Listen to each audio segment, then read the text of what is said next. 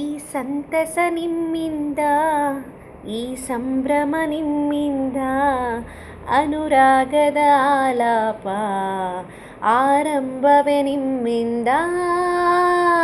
ನನ್ನ ಎದೆ ತುಂಬ ಹಾಡು. ಹಾಯ್, ಎಲ್ರಿಗೂ ನಮಸ್ತೆ. Welcome back to my YouTube channel. ಎಲ್ಲರೂ ಹೇಗಿದ್ದೀರಾ? ಐ ಹೋಪ್ ನೀವೆಲ್ಲ ಆರೋಗ್ಯವಾಗಿ ಆರಾಮಾಗಿದ್ದೀರಾ ಅಂತ ಅಂದ್ಕೊಂಡಿದ್ದೀನಿ. ನಾನು ಕೂಡ ಆರಾಮಾಗಿದ್ದೀನಿ. ರವಿವಾರ ಬೆಳಗ್ಗೆಯಿಂದನೇ ವ್ಲಾಗ್ನ ಶುರು ಮಾಡ್ತಿದ್ದೀನಿ. ಸೊ ನಿಜವಾಗ್ಲೂ ನಿಮ್ಮ ಕೆಲವೊಬ್ಬರಿಗೆಲ್ಲ ನಾನು ಸಾರಿ ಹೇಳಲೇಬೇಕು. ಎಷ್ಟೊಂದು ಜನ ಲೈವಲ್ಲಿ ಜಾಯ್ನ್ ಆಗಿದ್ರಿ. ನನಗೆ ಫಸ್ಟ್ ಟೈಮ್ ಮಾಡಿದ್ದು 3 ವರ್ಷದಿಂದ ಬರೀ ನಾನು ವ್ಲಾಗ್ಗಳನ್ನೇ ಮಾಡ್ತಾ ಬರ್ತಿದ್ದೀನಿ. ಒಂದು ಸರಿನೂ ಮಾಡಿಲ್ಲ ನಾನು. ಅಕ್ಕನ ವಿಡಿಯೋ ನೋಡಿ, ಆಮೇಲೆ ಅದರಲ್ಲಿ ಏನಾದರೂ ಸೆಟ್ಟಿಂಗ್ಸ್ ಎಲ್ಲ ಇರುತ್ತಾ ಅದನ್ನು ಕೆಲವೊಂದಿಷ್ಟು ವೀಡಿಯೋಗಳನ್ನು ನೋಡಿ ಫಸ್ಟ್ ಟೈಮ್ ಮಾಡಿದ್ದು. ಸಿಕ್ಕಾಪಟ್ಟೆ ಭಯ ಆಗ್ತಾಯಿತ್ತು, ನರ್ವಸ್ನೆಸ್ ಇತ್ತು. ಸೊ ಹಾಗಾಗಿ ನಾನು ಭಾಳ ಬೇಗನೆ ಲೈವ್ನ ಮುಗಿಸ್ದೆ. ತುಂಬ ಜನ ಜಾಯ್ನ್ ಆಗಿದ್ರಿ. ನಿಮ್ಮೆಲ್ರಿಗೂ ಥ್ಯಾಂಕ್ ಯು ಸೋ ಮಚ್ ಅಂತಲೇ ಹೇಳ್ತೀನಿ. ಇನ್ನು ಇವತ್ತು ಸಂಡೇ ವೆಜಿಟೇಬಲ್ ಎಲ್ಲ ತರಿಸ್ಕೊಂಡಿದ್ದೆ. ಸೊ ಅದೆಲ್ಲನೂ ತೊಳೆದು ಸ್ವಲ್ಪ ಬಿಸಿಲು ಮತ್ತು ಗಾಳಿ ಬರೋ ಜಾಗದಲ್ಲಿ ಇಟ್ಟಿರ್ತೀನಿ. ಕಂಪ್ಲೀಟಾಗಿ ಅದೆಲ್ಲ ಒಣಗಿದ ಮೇಲೆ ನಾನು ಫ್ರಿಜ್ಜಲ್ಲಿ ಸ್ಟೋರ್ ಮಾಡ್ಕೊಳ್ತೀನಿ. ಇವತ್ತು ತುಂಬ ಸ್ಪೆಷಲ್ ದಿನ ನನಗೆ. ಸೊ ಅದೆಲ್ಲದಕ್ಕೆ ಕಾರಣರು ನೀವೇ. ಕಂಪ್ಲೀಟಾಗಿ ವಿಡಿಯೋನ ನೋಡಿ, ಎಲ್ಲೂ ಸ್ಕಿಪ್ ಮಾಡಿದೆ, ನಿಮಗೆ ಗೊತ್ತಾಗುತ್ತೆ. ಇನ್ನು ಅಕ್ಕ ಹೇಳಿದ ಹಾಗೆ ಮಧ್ಯ ಮಧ್ಯದಲ್ಲಿ ನೀರು ಕುಡಿಬೇಕು, ತುಂಬ ಒಳ್ಳೆಯದು. ನಾವು ಕೆಲಸದಲ್ಲಿ ಮುಳುಗಿದಾಗ 2 ತಾಸು ನೀರೇ ಕುಡಿಯಲ್ಲ. ಸೊ ಹಾಗಾಗಿ ಇನ್ನು ಬಟ್ಟೆ ಎಲ್ಲ ಇದೆ, ಅದನ್ನು ಮಡಿಸ್ತಾ ಇದ್ದೀನಿ.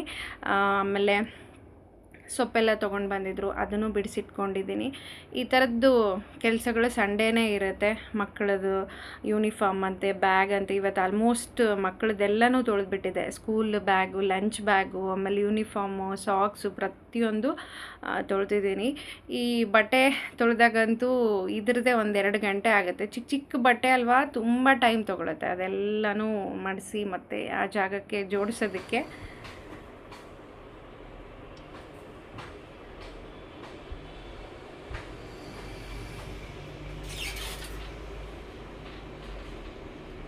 ಕೆಲವೊಂದಿಷ್ಟೆಲ್ಲ ಐರನ್ ಮಾಡೋದಿದೆ ಯೂನಿಫಾರ್ಮು. ಸ್ಪೋರ್ಟ್ ಡ್ರೆಸ್ ಮಾತ್ರ ನಾನು ಮಾಡಿಸಿ ಎತ್ತಿಟ್ಕೊಳ್ತಿದ್ದೀನಿ.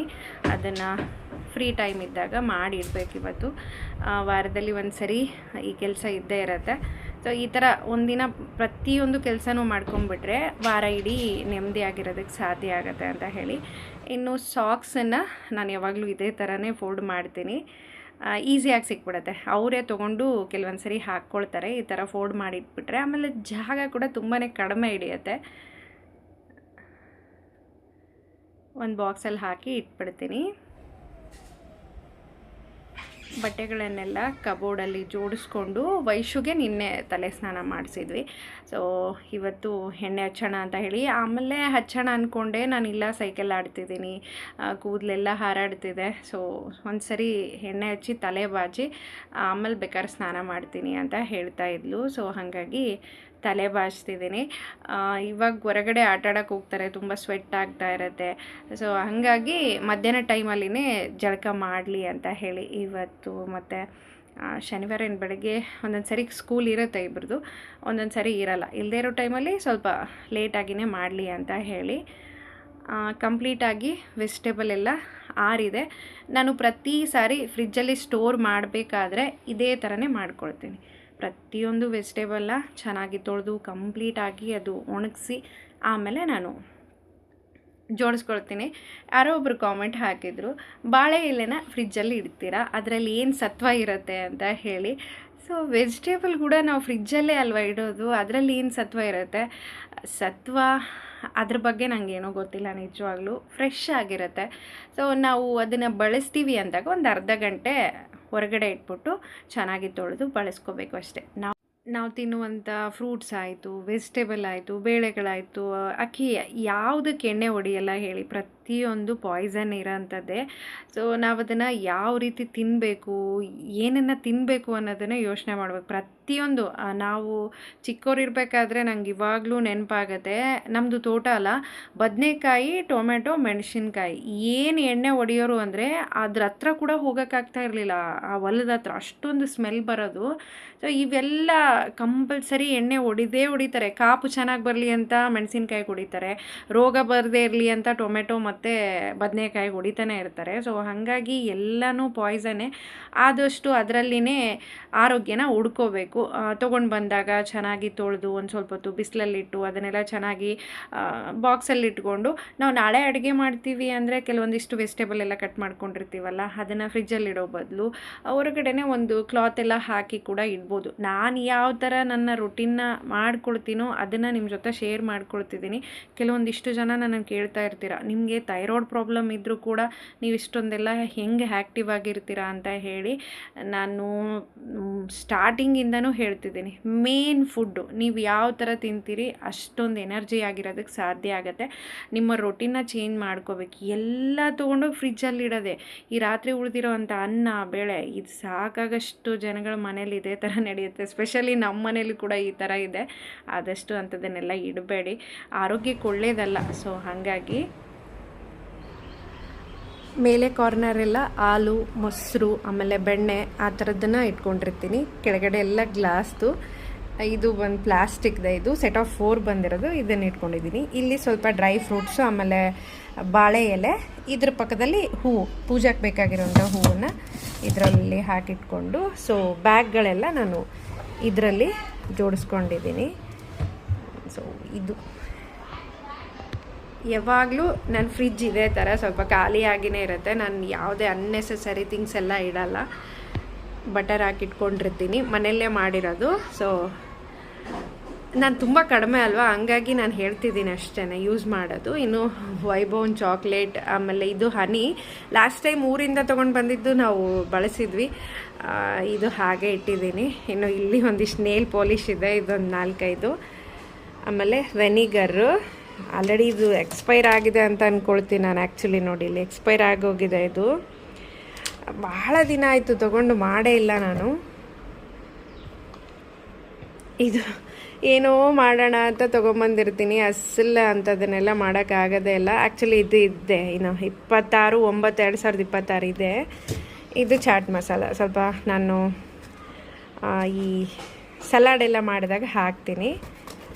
ಸೊ ವೆನಿಗರ್, ಆಮೇಲೆ ಕೆಳಗಡೆ ಸ್ವಲ್ಪ ಮಕ್ಕಳ ಚಾಕ್ಲೇಟು, ಒಂದು ಸ್ವಲ್ಪ ಡ್ರೈ ಫ್ರೂಟ್ಸ್ನ ಇಟ್ಕೊಂಡಿದ್ದೀನಿ. ಇನ್ನು ಇದನ್ನು ಬಿಸಾಕಬೇಕು. ಭಾಳ ದಿನ ಆಯ್ತು ತೊಗೊಂಡು ಬಂದು, ಅಸಲು ನಾನು ಮಾಡೇ ಇಲ್ಲ ಬಿಸಿಬೇಳೆ ಬಾತು. ಈ ಥರ ವಾರಕ್ಕೊಂದು ಸರಿನೋ 15 ದಿನಕ್ಕೊಂದು ಸರಿನೋ ಮಧ್ಯದಲ್ಲಿ ನಾನು ಸ್ವಲ್ಪ ಕಾಳುಗಳನ್ನೆಲ್ಲ ಮಾಡ್ತಿರ್ತೀನಲ್ವ, ಹಾಗಾಗಿ ಅದು ಬ್ಯಾಲೆನ್ಸ್ ಆಗುತ್ತೆ. ಒಂದು 2 ವಾರದ ನನಗೆ ಆಗುತ್ತೆ. ಮಧ್ಯದಲ್ಲಿ ಸ್ವಲ್ಪ ಕರಿಬೇವು ಮತ್ತು ಕೊತ್ತಂಬರಿ ಮಾತ್ರ ಕಂಪಲ್ಸರಿ ತರಿಸ್ಕೊಳ್ತೀನಿ, ಯಾಕಂದರೆ ಜಾಸ್ತಿನೇ ನಾನು ಅಡುಗೆಗೆ ಕರಿಬೇವನ್ನ ಬಳಸೋದು.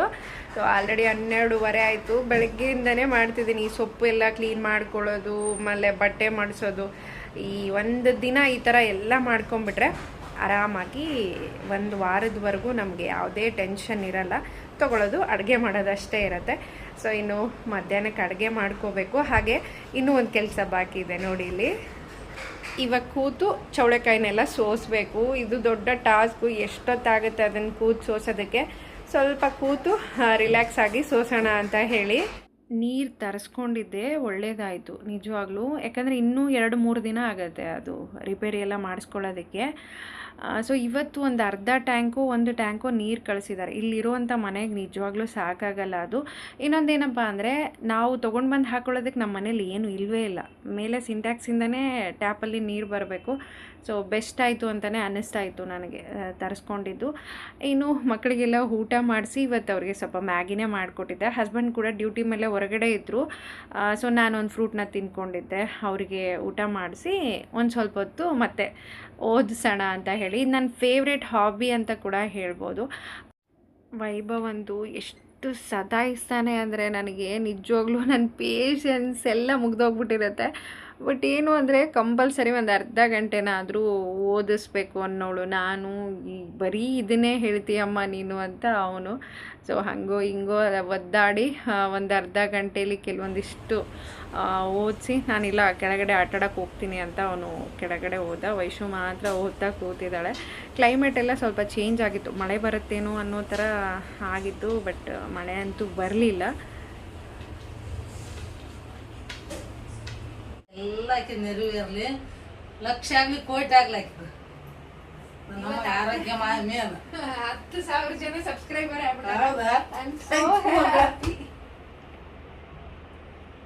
ನಮ್ಮ ನಾನು ಖುಷಿಯಾಗಿ ನೀನ್ ಯಾಕೆ ಎಮೋಷನಲ್ ಆಗ್ತಿ ಹೇಳು?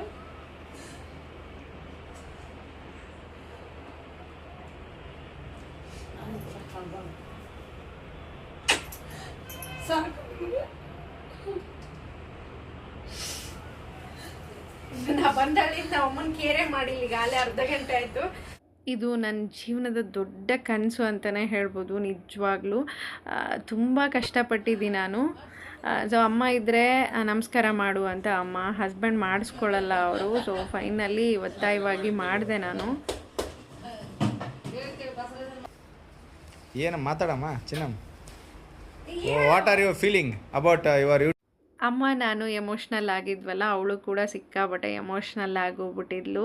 ಸೊ ತುಂಬ ಖುಷಿಪಟ್ಲು. ವೈಶು ಕೂಡ ಇನ್ನು ಇವತ್ತೊಂದು ಬೆಸ್ಟ್ ಮೆಮೊರೇಬಲ್ ಡೇ ಅಂತಲೇ ಹೇಳ್ಬೋದು. ಒಂದು 10,000 ಜನ ಸಬ್ಸ್ಕ್ರೈಬರ್ ಆಗಿರೋದು, ಇನ್ನೊಂದು ಇವತ್ತೇ ಅಮ್ಮ ಮನೆಗೆ ಬಂದಿರೋದು.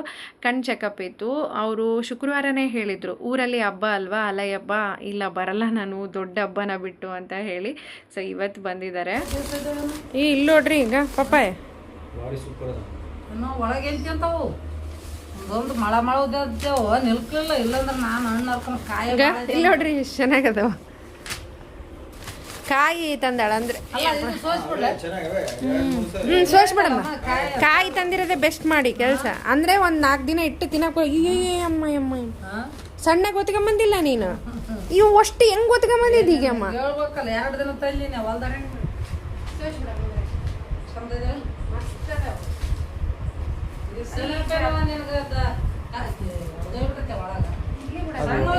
ಹೊರಗೆ ಇಟ್ಬಿಡಮ್ಮ. ಕಾಯಿ ಕೆಳಗೆ ಹಾಕ್ಬೇಕು, ಹಣ್ಣು ಮೇಲೆ ಹಾಕ್ಬೇಕಮ್ಮ. ಅದು ಎಲ್ಲ ಬಸ್ ರಶ್ ಅದ. 4 ಬಸ್ ಬಿಟ್ಟು ನಾನು 4 ಬಸ್. ನಮ್ಮಮ್ಮ ನೋಡಿ ನಮಗೆ ಪಪಾಯ ಅಂದರೆ ಸಿಕ್ಕಾಪಟ್ಟೆ ಇಷ್ಟ. ಇಲ್ಲಿ ನಾವು ತಗೊಂಡು ಬಂದು ತಿಂತಾ ಇರ್ತೀವಿ, ಅವ್ರು ನೋಡ್ತಿರ್ತಾರೆ. ಅಲ್ಲೆಲ್ಲ ಹೊಲದಲ್ಲಿನೇ ಬೆಳೆದಿದ್ದಾರೆ. ಸೊ ಅಂದರೆ ಪಕ್ಕದ ಹೊಲದವರು ಅಲ್ಲಿಂದ ಇಷ್ಟೊಂದನ್ನು ತೊಗೊಂಡು ಬಸ್ಸಲ್ಲಿ ಕೂರೋದಕ್ಕೂ ಜಾಗ ಇಲ್ಲ, ಹೊತ್ಕೊಂಡು ಬಂದಿದ್ದಾರೆ ಅವರು. ಬೇಡ ಅಂದರೂ ಕೂಡ ಕೇಳಲ್ಲ. ಸೊ ಮಕ್ಕಳೆಲ್ಲ ಇಷ್ಟಪಟ್ಟು ತಿಂತಾರಲ್ವ ಅಂತ ಹೇಳಿ. ಇನ್ನು ಬದನೆಕಾಯಿ ಹೊಲದಲ್ಲಿ ಆಗಿರೋದು, ಆಮೇಲೆ ಕರಿಬೇವು. ಅಕ್ರಿಕ ಪಲ್ಯ ಯಾರಿಗೆಲ್ಲ ಗೊತ್ತು ನಂಗೆ ಕಾಮೆಂಟ್ ಮಾಡಿ. ಯಾಕಂದರೆ ನಮ್ಮ ಕಡೆ ಜಾಸ್ತಿ ಅದನ್ನು ತಿನ್ನೋದು. ನ್ಯಾಚುರಲ್ಲಾಗಿ ಮಳೆಗೆ ಬೆಳೆಯುವಂಥ ಒಂದು ಸೊಪ್ಪು ಅದು.